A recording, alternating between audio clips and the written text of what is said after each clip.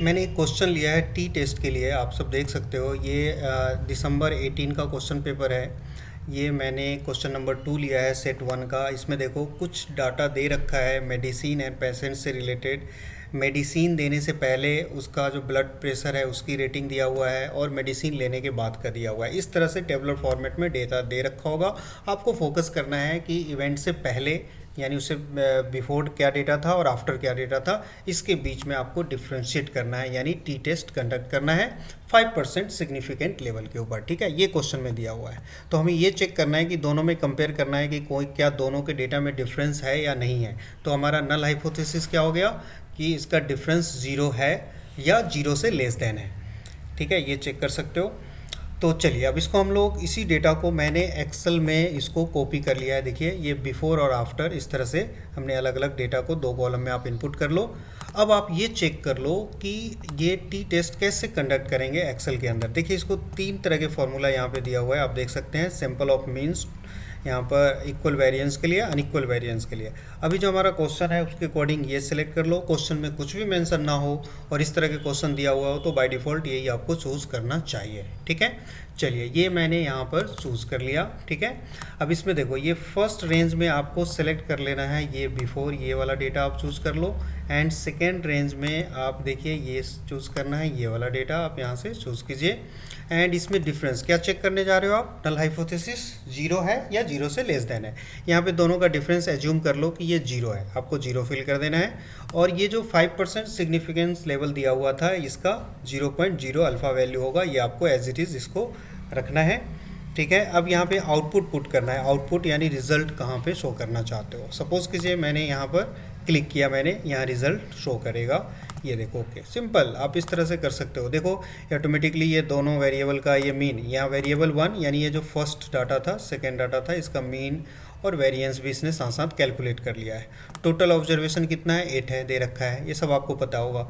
Degree of freedom कितना है, 7 है, ये भी पता है।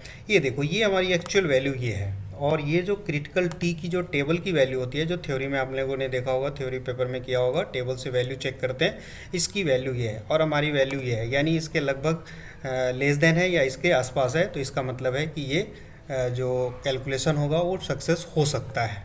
चलिए ये चीज़ें आपको टेबल बना के ये यहाँ पे डिस्प्ले कर देना है, दैट्स इट। तो देख रहे हो ये कितना आसान है, इस तरह से आप टी टेस्ट आप बना लीजिए। चलिए एक और जल्दी से एक क्वेश्चन ले लेते हैं हम लोग, ची स्क्वायर टेस्टिंग का। ये क्वेश्चन आपको इनपुट करना है। देखिए मैं आपको यहाँ पे बता दूँ, मैंने ये पहले से प्रिपेयर किया हुआ है, आप लोगों का टाइम थोड़ा सेव हो जाएगा। यहाँ देखो ये डेटा जो टेबल में दे रखा है वो मैंने एज इट इज़ यहाँ ले लिया है। क्वेश्चन पेपर में 2 कॉलम दे रखा है यहाँ पर, working manager and non working manager होगा यहाँ पर शायद। चलो मैं लिख देता हूँ नॉन वर्किंग, ऐसा कुछ होगा डेटा में। ये भी देखो ये क्वेश्चन पेपर कहाँ से लिया है ये भी आप चेक कर लीजिए, मैं बता देता हूँ। ये देखो ये क्वेश्चन हमने लिया है सेट 4 का, दिसंबर 18 का है क्वेश्चन पेपर। ये देखो इसी डेटा को मैंने वहाँ पर एक्सेल में अपने फॉर्मेट में राइट कर लिया है। ठीक है, इस तरह से आप राइट कर लो। अब फिर एक काम और करो आप, यहाँ पर ये जो एक्चुअल वैल्यू है देखो, 100 को यहाँ मैंने राइट किया है, 700 को यहाँ राइट किया है। इस तरह से मैंने एक कॉलम में डेटा को राइट कर लिया है। ये एक्चुअली फार्मूला बनाने में हेल्प मिलेगा, इस वजह से मैंने ऐसा किया है। 100, 700, 823 एंड 377। ये देखो इस तरह से हमने ये चारों डेटा को यहाँ पे इनपुट करना है। टोटल का यहाँ पे आप इनपुट एंट्री नहीं करोगे। ये देखो ये रो का टोटल है, ये आपको पता है।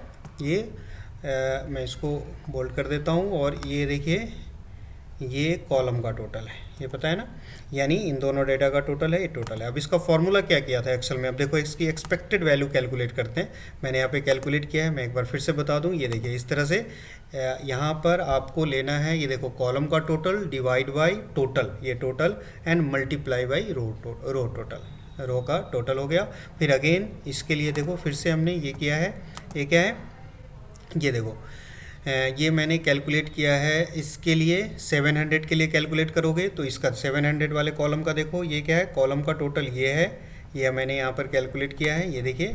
उसके बाद डिवाइड बाई टोटल, ये जो 2000 है, डिवाइड बाई टोटल, और मल्टीप्लाई बाई इसका जो रॉ टोटल है वो देखो, रॉ टोटल क्या है, D2 है, D2 मैंने इनपुट कर लिया है। समझ में आ रहा है। एक बार और देख लीजिए यहाँ पर, ये देखो ये मैंने कैलकुलेट किया है, ये देखिए ये क्या है। अब आप 823 के लिए कैलकुलेट कर रहे हो तो इसका कॉलम टोटल क्या है, ठीक है, ये ले लिया मैंने, सही है।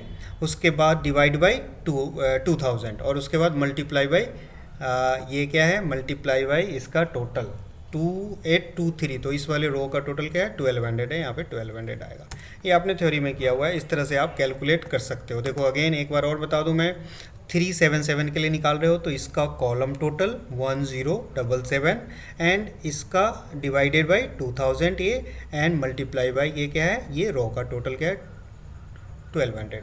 ठीक है, ये कैलकुलेट करके देखो, ये स्टेप इसमें करना होगा ची स्क्वायर के लिए, ये आपने कर लिया।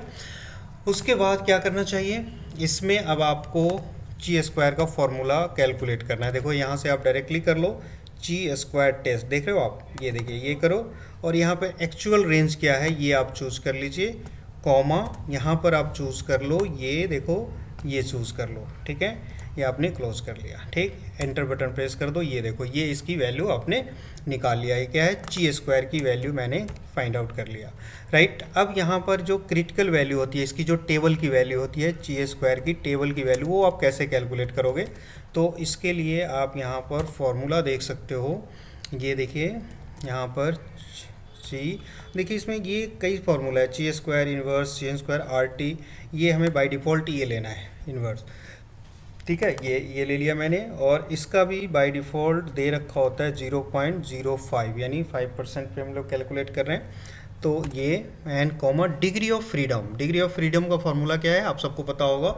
जैसे इसमें नंबर ऑफ रो कितने हैं 2 है, नंबर ऑफ कॉलम कितने हैं 2 है, तो 2 - 1 मल्टीप्लाई 2 - 1 क्या होगा 1 होगा, तो यहाँ पे आप 1 पुट करोगे और ये क्लोज कर दोगे। ये देखो ये टेबल की वैल्यू आपने निकाल लिया। अब ये देखो ची स्क्वायर की वैल्यू आया है, देखो दोनों में डिफरेंस कितना है, ह्यूज डिफरेंस है बहुत।